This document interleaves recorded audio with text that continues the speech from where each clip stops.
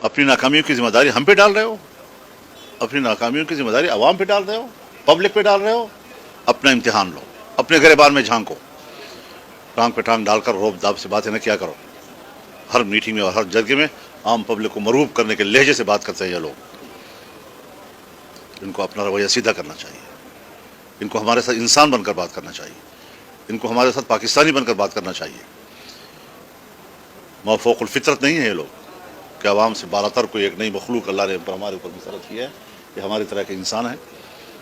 मेरा और उनका शनाख्ती कार्ड एक बराबर है, आम आदमी का शनाख्ती कार्ड और वो एक बराबर है। पाकिस्तान के साथ पाकिस्तानी की लहजे में बात करें।